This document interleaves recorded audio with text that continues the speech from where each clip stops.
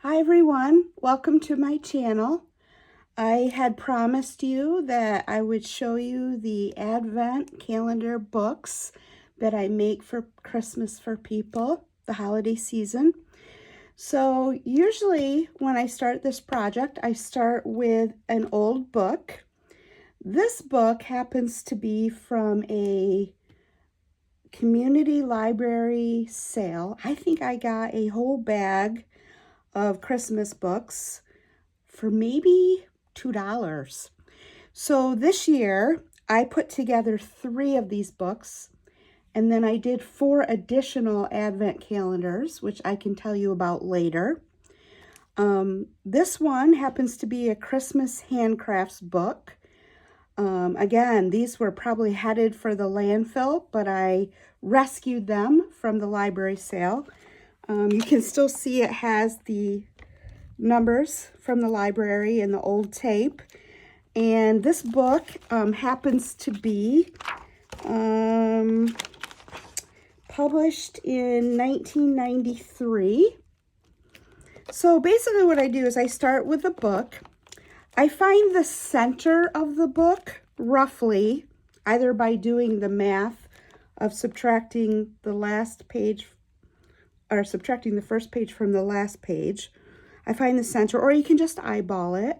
And then what I do is I go through, I start in the middle of the book, and I go through and I fold the pages on different directions. So every other one. So for example, for this first page, I took the corner, the lower right-hand corner, folded it up. And then what I do is I decorate it or reinforce it. Here I've reinforced it with some ribbon and some rickrack tape, I think it is. And then after I do all that, I go ahead and number them. And I have a craft punch where I chop these out. So basically they just look like this before I put the numbers on.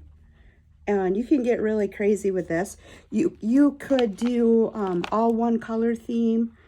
You know, this particular book, I went a little crazy with the glitz and the glamour. Every book kind of has its own style. So you go through and I number them 1 through 25.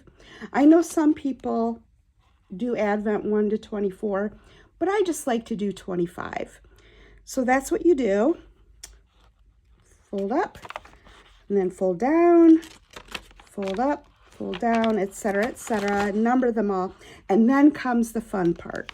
And I'm going to sit down for this part, so just give me one moment.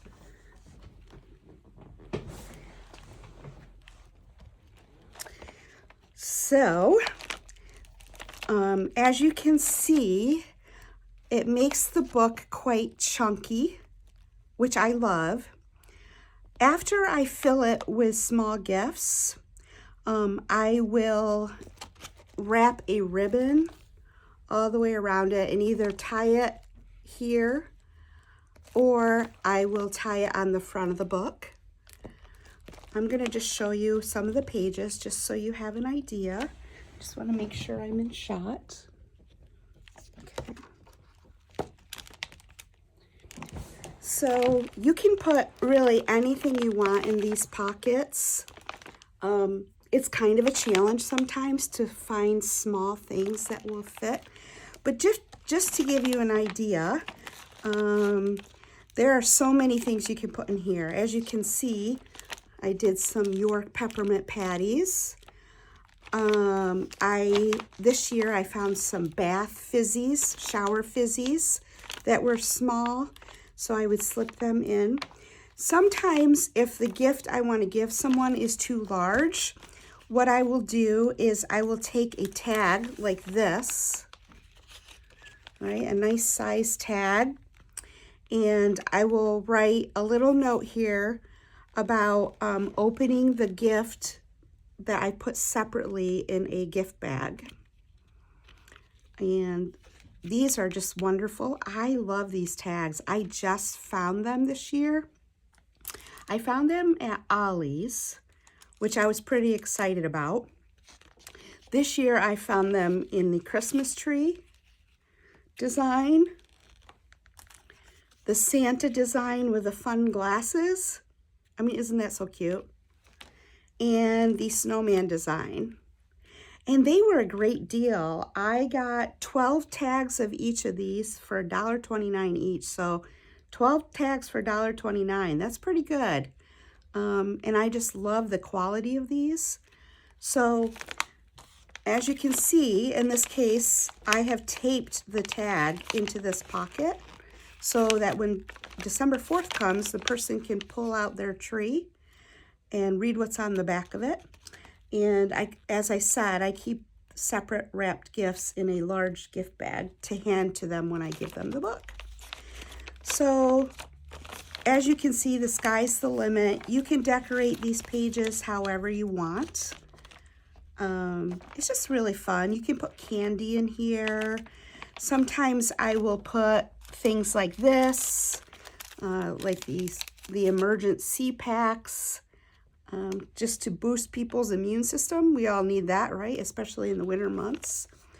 Other kinds of things that I will stuff these with include things like trail mix or pencils, and you can really personalize it to whatever person you're giving it to.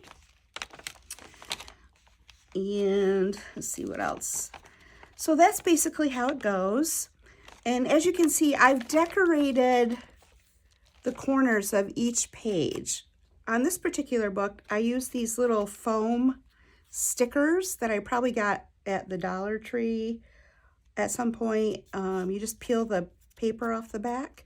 And what I did was I doubled it. So I used two red, in this case I used two red ribbons back to back. It just makes for a really pretty outcome when you're finished. Sometimes I will find random things. This happens to be a wax seal with a fleur-de-lis emblem on it. This clothespin has special meaning. Years and years ago, I made a Christmas wreath, a huge one, and I made a whole bunch of these clothespins, glued different buttons on them. And then when my grandmother received Christmas cards from people, she would use these clips to clip the Christmas card to them.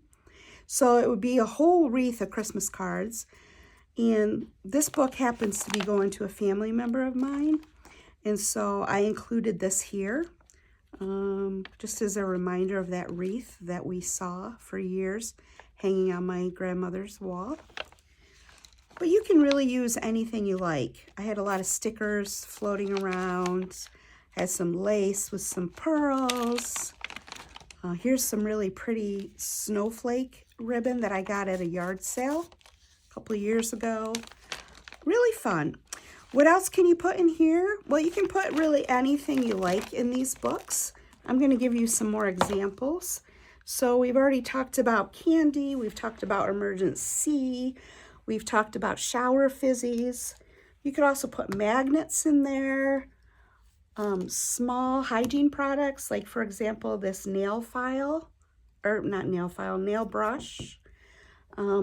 Sometimes I will dig into old recipe books that I have rescued from the library sale or from my own stash, and I'll tear out different holiday recipes and fold them up. Here's an example. I think this one probably came from a Pampered Chef book, an old seasonal Pampered Chef book. Just fold them up. Sometimes I'll add a little decoration on them. You can also, along these lines, you can also add a person's favorite hymn if you know what it is. If someone has a favorite Christmas hymn, for example. What else did I put in these this year? Oh, let me just read from my list off camera here. I did some wooden ornaments, small wooden ornaments. I did some Burt's Bees chapsticks. What else did I put in there? Christmas nail files. The Christmas nail files are a big hit this year. What else did I put in here?